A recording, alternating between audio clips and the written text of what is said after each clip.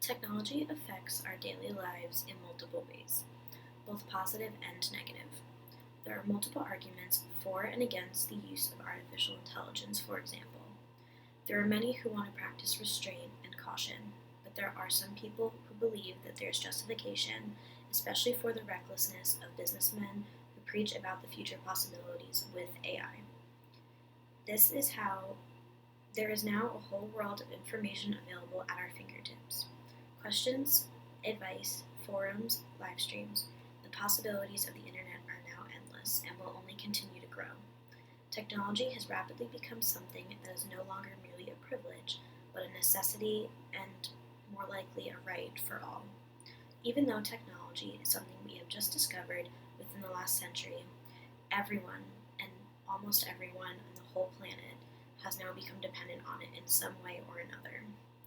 While there are positives and negatives in the world, I think that the negatives are being ignored by most. There is an endless stream of information available to us now. In Chapter 7 of the book, the author states, if indeed Google knows me better than my wife, we must surely consider who is serving them.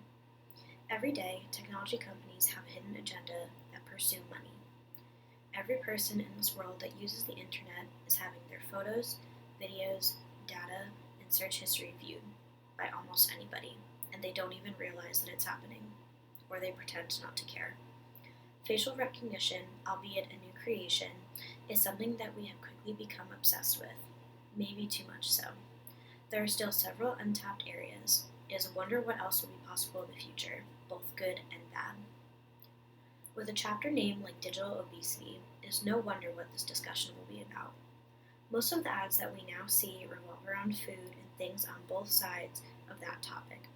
We are constantly being thrown so much information about what to eat and where to find the best of it, as well as diet culture and what to replace our foods with. There are, as mentioned, with many other topics, positives and negatives. People eating and having the desire to indulge can be great for our farmers and those whose livelihood revolves around the food industry generally. But what about those who are taking advantage of something that we need to survive? Food and technology are synonymous in many ways, but the one standout similarity is the concept of addiction. While, at this point in time, both are needed to survive, but only in moderation, in excess, both are toxic and potentially lethal as well, although many will never admit it.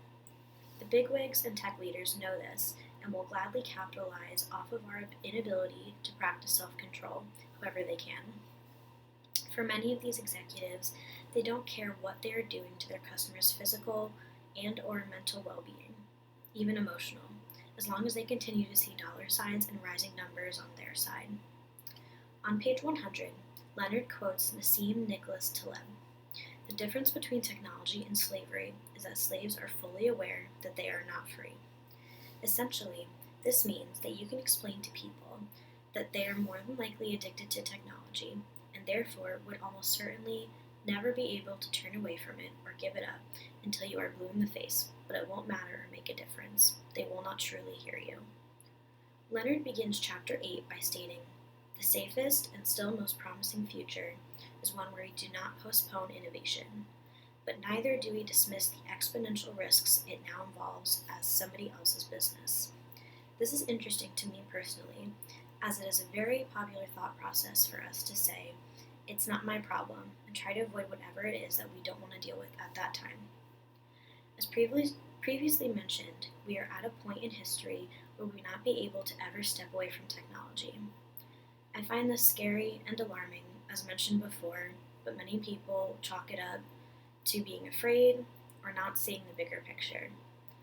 Leonard discusses the ideas and differences between being precautious and being proactive when it comes to technology in the future and what we choose to do with whatever we do in the future.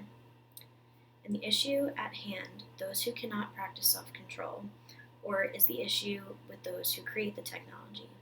Who should be monitored, or who should be monitored more and ridiculed for their part in the game?